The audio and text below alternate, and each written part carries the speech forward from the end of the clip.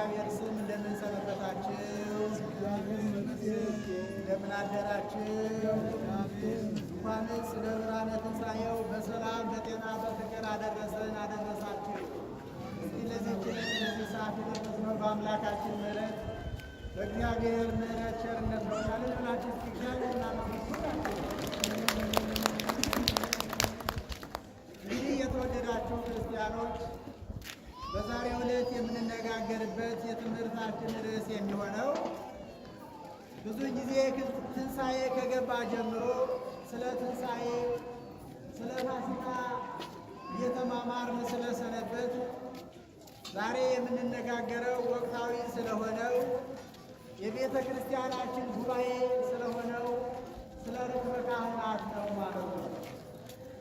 የትምህርታችን ርዕስ ርክበ ካህናት ምንድን ነው ይላል። ርክበ ካህናት ምንድን ነው በሚል ርዕስ ተነስተን ሰፋ አድርገን እናያለን። እግዚአብሔር መንፈስ ቅዱስ እኔም የምናገርበት አንደበት እናንተም የምትሰሙበትን እዝነ ልቡና ለሁላችን ያድለን። ርክበ ካህናት የሚለው ቃል ከሁለት ቃላት የተገኘ ነው። ይኸውም ርክብና ካህናት ካለው ማለት ነው። እያንዳንዱን ትርጉም ከማየታችን በፊት ርክበ ካህናት ማለት የካህናት ጉባኤ ማለት ነው። እንደ አጠቃላይ እያንዳንዱን ነገር ስናይ ግን ርክብ ማለት ረከበ አገኘ ካለው ከግዕዝ ቃል የወጣ ሲሆን ረከበ ከሚለው ደግሞ ረከብ የሚል ቃል እናገኛለን።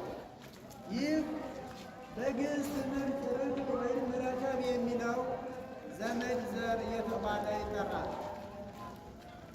ካህናት የሚለው ደግሞ ተክህን አገለገለ ካለው ከግዕዝ ቃል የወጣ ሲሆን ክህነት፣ ካህናት የሚል ቃል ከክህነት የሚለው ይገኛሉ ማለት ነው።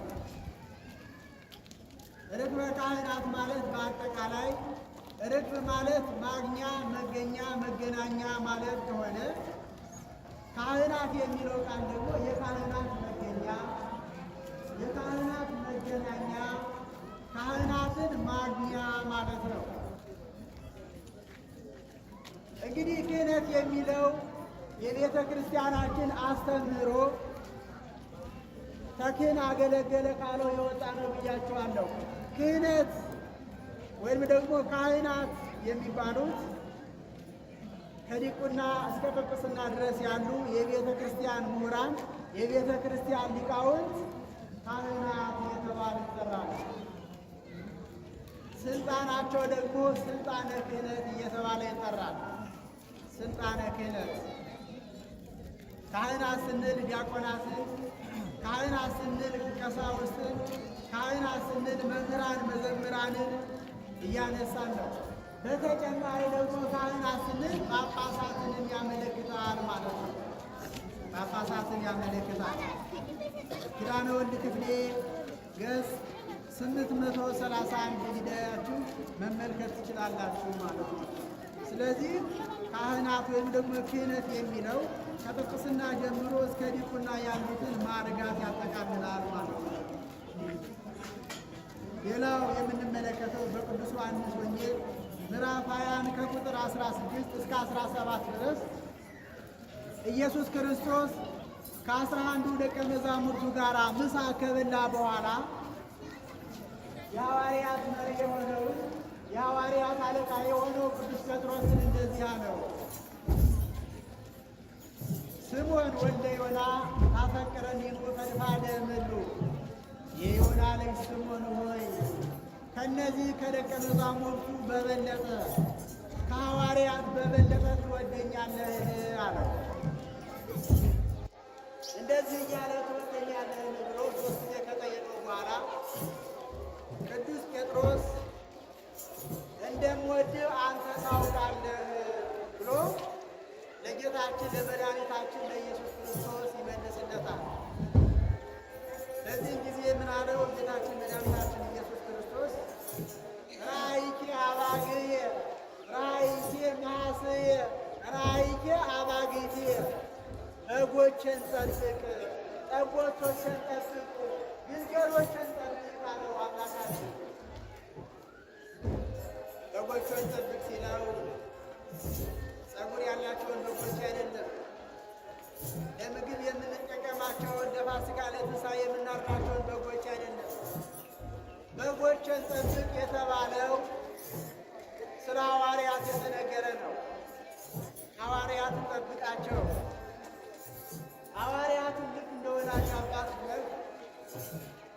ታላቅ ወንድም ሆነህ ሲሳሳቱ እየመከርክ ሲያጠፉ እየገሰጽክ ጠብቃቸው ማለት ነው።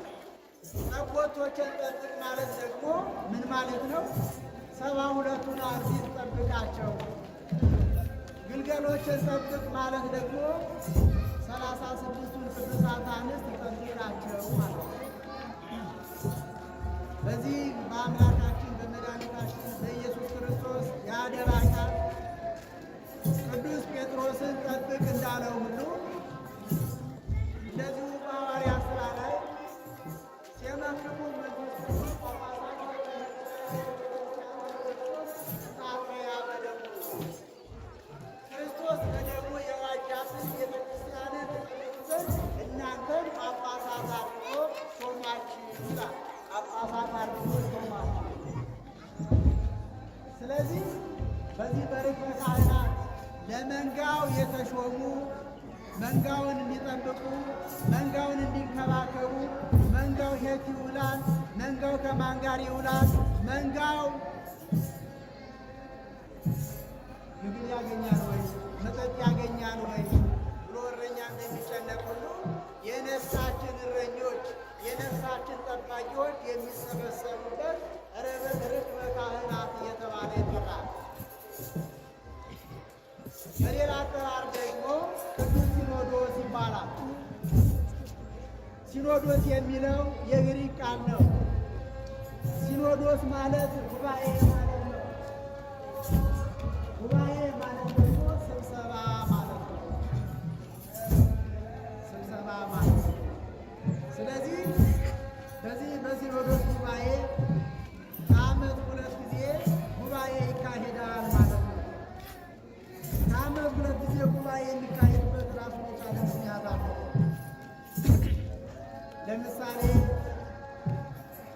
በኦሪት ዘኍልቍ ምዕራፍ 10 ከቁጥር 2 ላይ ስንመለከት ኦሪት ዘኍልቍ ምዕራፍ 10 ከቁጥር 2 ላይ ሁለት የብር መለከቶችን አስቀምጠህ ለአንተ አቅርብ። ማኅበሩን ለመጥራት ከሰፈራቸውም ለማስፋት ሁለቱን መለከቶች በተነሱ ጊዜ ማኅበሩ ሁሉ ወደ አንተ ወደ ምስክር ድንኳን ይሰብሰብ ይላል።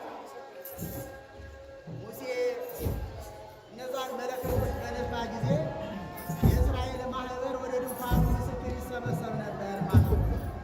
ይህም መቼ ነው? ከዓመት 2 ጊዜ ነው። እንደዚሁ ደግሞ ጌታችን መድኃኒታችን ኢየሱስ ክርስቶስ በተወለደ በ49ና በ50 ዓመተ ምህረት መካከል ውስጥ የጌታችን ወንድም በሆነው በያዕቆብ መሪነት አማካኝነት ቅዱሳን ሐዋርያት ጉባኤ አድርገዋል። ጉባኤ ያደረጉበት ምክንያት ምንድን ነበረ ካላችሁኝ፣ ክርስትናን በተቀበሉ በአሕዛብ እና ክርስትናን በተቀበሉ በአይሁድ ክርስቲያኖች ዘንድ ልክ አሁን ሀገራችን ኢትዮጵያን እየበጠበጣት እንዳለው በቋንቋ፣ በባህል፣ በአመለካከት ይጣሉ ስለነበረ ሁለቱም ክርስቲያኖች ናቸው። ሁለቱም በክርስቶስ ክርስቲያን ተብለዋል። ስለዚህ ሐዋርያት ተሰብስበው ሲኖዶስ አድርገው በአሕዛብ ክርስቲያኖችና በአይሁድ ክርስቲያኖች የተፈጠረውን አለመግባባት መፍታት ስለነበረባቸው በያዕቆብ ለእግዚእነ መሪነት ሲኖዶስ አድርገዋል ማለት ነው። ከሐዋርያት በኋላ ደግሞ 4 የቤተ ክርስቲያናችን ጉባኤያት አሉ። እነዚህ ጉባኤያት በ325 ዓመተ ምህረት የተደረገው ጉባኤ ኒቅያ ይባላል። በጉባኤው የተገኙ 318 ሊቃውንተ ቤተ ክርስቲያን ናቸው። እነዚህ 318 ሊቃውንት ስለ ሃይማኖታቸው ዓይናቸውን ያጡ፣ ስለ ሃይማኖታቸው ጥርሳቸውን የተነጩ፣ ስለ ሃይማኖታቸው እጃቸውን እግራቸውን ያጡ፣ በአሕዛብ ጉዳት የደረሰባቸው፣ ሀብታቸው ንብረታቸው የተቃጠለባቸው፣ ግፍ የተፈጸመባቸው፣ ነገር ግን ለምን ለሃይማኖታቸው ታማኞች የሆኑ ናቸው። ከ318 ሊቃውንት መካከል ደግሞ ለማውገዝ ተሰብስበዋል። ከ318 ሊቃውንት መካከል ደግሞ ጌታችን መድኃኒታችን ኢየሱስ ክርስቶስ ተገኝቶ ስለነበረ 319 ሊቃውንት ናቸው ይላሉ የቤተ ክርስቲያን አባቶች። ስለዚህ አርዮስ የተባለውን መናፍቅ አውግዘው ለይተዋል።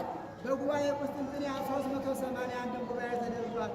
በጉባኤ ኤፌሶን በ431 ዓመተ ምህረት በጉባኤ ኬልቄዶን በ451 ዓመተ ምህረት የቤተ ክርስቲያን አባቶች ጉባኤ አድርገዋል። ስለዚህ ከሐዋርያት ጀምሮ ከሐዋርያትም አልፎ ተርፎ ደግሞ በሊቃውንት የተደረገው ጉባኤ ቅዱስ ሲኖዶስ እየተባለ ይጠራል። ዛሬም በሀገራችን በኢትዮጵያ የቅዱስ ሲኖዶስ ጉባኤ አለ። አንድ ቀመር አንድ ሰጎን አልገራል ርክበ ካህናት የሚውለው በማንኛውም ጊዜ ቢሆን በማንኛውም ዓመተ ምሕረት ቢሆን ፋሲካ በዋለ በ25ኛ ቀን ነው። ለምሳሌ የዘንድሮ ፋሲካ ሚያዝያ 8 ነበረ። ርክበ ካህናት መቼ ማለት ነው? ግንቦት 2 ይሆናል። ከሚያዝያ 8 እስከ ግንቦት 2 ስትቆጥሩ 25 ይሆናል። ሌላው ሁለተኛው ፎርሙላ ደግሞ ርክበ ካህናት ሰኞ አይውልም፣ ማክሰኞ አይውልም። መቼና መቼ ነው? ረቡዕ ብቻ ይውላል ማለት ነው። ረቡዕ ብቻ ይውላል። ስለዚህ ቤተ ክርስቲያናችን ሐዋርያዊት የሆነችዋ ቤተ ክርስቲያን የሐዋርያትን ፈለግ ስለምትከተል የሐዋርያትን ሥርዓት ስለምታራምድ ስለምታስኬድ ዛሬ የቤተ ክርስቲያናችን አባቶች ሊቃነ ጳጳሳት በኢትዮጵያ ስላሉና ከኢትዮጵያ ውጭ ስላሉ አብያተ ክርስቲያናት ስለ ምዕመናን ተሰብስበው እየመከሩ ነው ያሉ ማለት ነው። እየተወያዩ ነው ያሉ። በዚህ በስብሰባቸው በቅዱስ ሲኖዶሳቸው ስለ ቤተ ክርስቲያን አንድነት ይመክራሉ። ስለ አገልጋዮች ካህናት ኑሯቸው የተሻሻለ እንዲሆን አገልግሎታቸው የዘመነና የተቀላጠፈ እንዲሆን አንዳንድ የቤተ ክርስቲያንን ምሳሌና ድንጋጌ ያስተላልፋሉ። በተጨማሪ ደግሞ በዚህ በቅዱስ ሲኖዶስ ላይ ሊቀ ጳጳስ ያልተመደበበት ሀገረ ስብከት ካለ ወይ ደግሞ ሲያገለግሉ የኖሩት የሀገረ ስብከቱ ሊቀ ጳጳስ በእድሜ ምክንያት ሊሆን ይችላል ከዚህ ዓለም አርፈው ከሆነ በዛ ሀገረ ስብከት ለሚመኑ እረኛ የሌለው መንጋ መሆን ስለሌለበት አንድ ሊቀ ጳጳስ እንዲመረጥ ወይም ደግሞ ባሉ ክፍተት በሀገረ ስብከቶች በተፈጠሩ ክፍተቶች መካከል የተለያዩ ሊቃነ ጳጳሳትን ይሾማሉ ማለት ነው። ሊቃነ ጳጳሳት ሲሾሙ ራሱን የቻለ መመሪያ መስፈርት አለ። አንደኛ ጢሞቴዎስ ምዕራፍ 3 ከቁጥር 1 ጀምረን ስንመለከት ሐዋርያው ቅዱስ ጳውሎስ ጳጳስ መሆን የሚፈልግ ሰው ወይም ደግሞ ጳጳስ እንዴት አድርገን መምረጥ እንዳለብን እንደዚህ ይላል። እንኩን ነገር ዘይፈቅድ ይሰየም ጳጳሰ ሰናየ ግብረ ፈተው ጳጳስ መሆን የሚፈልግ መልካም ነገርን መረጠ። ጳጳስ መሆን የሚፈልግ መልካም ነገርን መረጠ።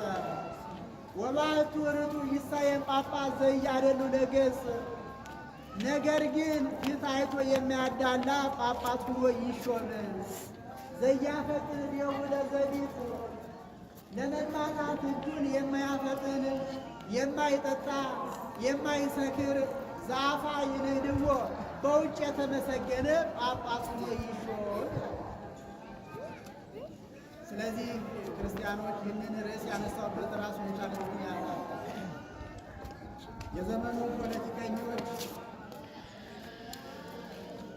በፖለቲካ ጫና፣ በሙስና፣ በሰፈር ውክልና እነርሱ የሚፈልጓቸው ቤተ ክርስቲያን የማትፈልጋቸውን ያሾሙብን ስለሚችሉ ይህን ጊዜ መጸለይ ያለብን ማለት ነው።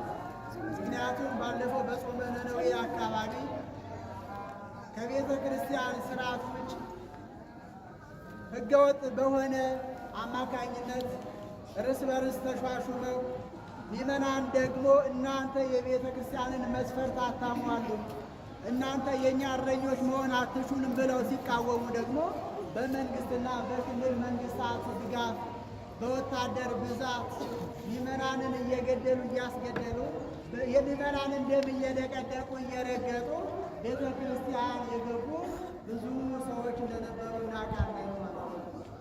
ስለዚህ አሁን የምንጸልይበት የምናዝንበት ጊዜ ስለሆነ አንዳንዴም ደግሞ ቤተ ክርስቲያንን የማይወዱ ሲሆኑ ደግሞ እነዛ ሰዎች ትክክል አለመሆናቸውን የምንገልጽበት ጊዜ ስለሆነ ስለዚህ ርክበ ካህናት ተብሎ የሚጠራው አባቶች፣ ጳጳሳት፣ ሊቃውንቱ ተገኝተው በአንድነት ተሰብስበው ከሚያገለግሉበት አብያተ ክርስቲያናት ከየቦታው ተጠራርተው መጥተው ስለ ቤተ ክርስቲያን አንድነት፣ ስለ ሀገር ሰላም፣ ስለ ሀገር ፍቅር፣ ስለ አብያተ ክርስቲያናት መስፋፋት የሚመጡበት መገናኛ ርክበ ካህናት ተብሎ ይጠራል ማለት ነው። ስለዚህ ርክበ ካህናት በዓመት 2 ጊዜ ነው ብያቸዋለሁ። የመጀመሪያው ትንሣኤ በዋለ በመቼ ነው? በ25ኛው ቀን በዕለተ ረቡዕ ብያቸዋለሁ። ሁለተኛው ደግሞ የሐዋርያው የቅዱስ ማቴዎስ መታሰቢያ በሆነው ሐዋርያው ቅዱስ ማቴዎስ ስለ ቤተ ክርስቲያን ሲሰራ ቤተ ክርስቲያንን ሲያገለግል ባረፈበት በጥቅምት 12 ዕለት መታሰቢያው ይከበራል ማለት ነው። ሐዋርያው ቅዱስ ማቴዎስ ደግሞ ለሀገራችን ለኢትዮጵያ ብዙ የዋለ ውለታ ስላለ ወደ ሀገራችን ወደ ኢትዮጵያ መጥቶ ደግሞ ወንጌልን ስለሰበከ ለምሳሌ የማቴዎስ ምዕራፍ 12 ላይ የኢትዮጵያ ንግሥት ስለሆነችው ስለ ንግሥተ ሳባ ስለ ማክዳ ስለጻፈ ስለተናገረ በማቴዎስ ምዕራፍ 2 ደግሞ ሰብአ ሰገል ስለሰገዱ ሰብአ ሰገል ለኢየሱስ ክርስቶስ ስለገበሩ ስለጻፈ በመዝሙረ ዳዊት መዝሙር 71 ከቁጥር 9 ላይ ደግሞ መዝሙረኛው ዳዊት ሰብአ ሰገል የተባሉት ለኢየሱስ ክርስቶስ እጅ መንሻ ያመጡት ኢትዮጵያውያን እንደሆኑ ይነግረናል ማለት ነው። ምን ይላል? ይገንዩ ቅኔው ኢትዮጵያ። እሺ በሶቦት እየዞረ ስለሆነ ለሕንፃ ቤተ ክርስቲያኑ ማሰሪያ ነው። ካርኔ ማለት ሰሪ ልስስት ልጅዋቸው የበረከት ተካፋይ እግዚአብሔር በረከት ያለበት የድንግል ማርያም በረከት ያለበት በየቤታችን የሚዞረውን በሶቦት ሮተሪ ማለት እጀት በመቁረጥ እንድትሳተፉ በእግዚአብሔር ስም እናሳስባለን።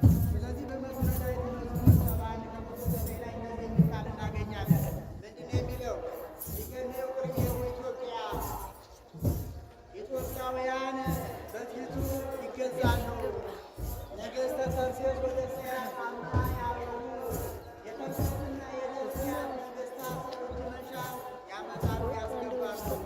ነገሥተ ሳባ ወአረብ ጋዳ ያመጹ የአረብ ነገሥታት ሳይቀሩ ጋዳ እጅ መንሻ ለሚወለደው ለሰማያዊ ንግሥት ይሰዳሉ፣ ይሰጣሉ፣ ይገብራሉ ብሎ ዳዊት እንደተናገረ ሁሉ ከሰብአ ሰገል ሰዎች መካከል አንዱ ኢትዮጵያዊ እንደሆነ መዝሙረኛው ዳዊት ይነግረናል ማለት ነው። በተረፈ ከሐዋርያት መካከል ደግሞ ሐዋርያው ቅዱስ ማቴዎስ ኢትዮጵያ መጥቶ ወንጌል ስላስተማረ ለእሱ መታሰቢያ እንዲሆን ቤተ ክርስቲያናችን ጥቅምት 12 የሐዋርያው የቅዱስ መታሰቢያ ዕለት ቅዱስ ሲኖዶስ እንዲደረግ ወስናለች ማለት ነው። ስለዚህ ለቤተ ክርስቲያን የምናስብበት ስለ ቤተ ክርስቲያን የምናምንበት ጊዜ ነው። ለምን ካላችሁ ፖለቲከኞች በሃይማኖታችን ጣልቃ እየገቡ እያበላሹት ስለሆነ ይህ ሴኩላሪዝም የሚባለው ሃይማኖትና ፖለቲካ ነፃነት አለው፣ አይገናኝም። ሃይማኖት በፖለቲካ ፖለቲካ ግን በሃይማኖት ጣልቃ መግባት የለበትም ይላል። ነገር ግን ፖለቲከኞች በሃይማኖታችን ጣልቃ በመግባታቸው ምክንያት ዛሬ ብቻ ሳይሆን ከዚህ በፊት የነበሩ አንዳንድ ነገሥታት የነበሩበትን ዘመን ስናስታውስ የኢጣሊያ ፋሽስት ወራሪ ኢትዮጵያ ውስጥ ሲገባ ብዙ አተናል። በዛውም ላይ ደግሞ በሃይማኖታቸው ቀናኢ የሆኑ በሃይማኖታቸው የማይጠረጠሩ ሰማዕት የሆኑ አቡነ ጴጥሮስን አተናል ማለት ነው። ሁለተኛው ደግሞ ደርግ ሲገባ በተለይ የጎጃም ተወላጅ የሆኑት የታላቁ ሀገር የደብረ ኤልያስ ተወላጅ የሆኑት የኢትዮጵያ ሁለተኛ ፓትርያርክ የነበሩ ብፁዕ ወቅዱስ አቡነ ቴዎፍሎስን አተናል። በመንግስት ተገድለዋል ማለት ነው። ሲቀጥል ደግሞ በኢህአዴግ ዘመን ስንመለከት እንኳ ራሱ አንድ የነበረው ቅዱስ ሲኖዶስ ለሁለት ተከፍሎ አንድ የነበረው ፓትርያርክ ከሀገራቸው ከኢትዮጵያ ተሰደው በሌላ በአሜሪካ ሀገርና በተለያዩ ሀገራት እየዞሩ በስደት ሲያገለግሉ ኑረዋል ማለት ነው።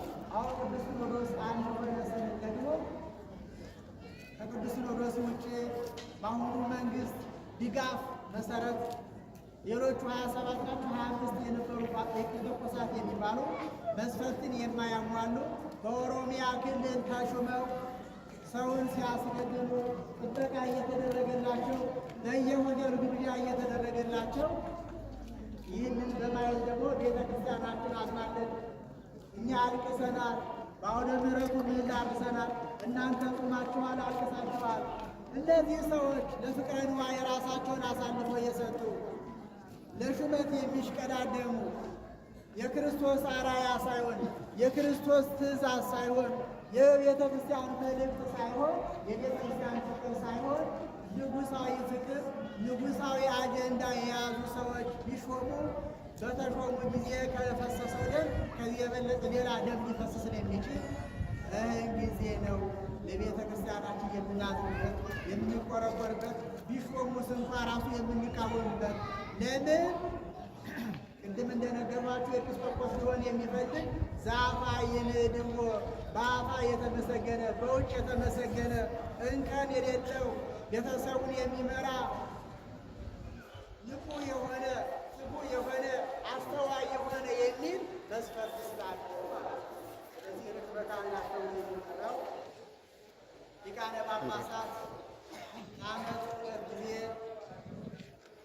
በጥቅምት 12ና እንደዚሁ ደግሞ ትንሣኤ በዋለ በ25ኛ ቀን ተሰብስበው ስለ ቤተ ክርስቲያን አንድነት፣ ስለ ምዕመናን፣ ስለ አገልጋዮች ኅብረት፣ ፍቅር፣ ስለ ሀገር ሰላም የሚወያዩበት ርክበ ካህናት እየተባለ እንደሚጠራ ለማሳሰብ ነው። አላበዛባችሁም። ትምህርት ሳለሁ አነሳስቶ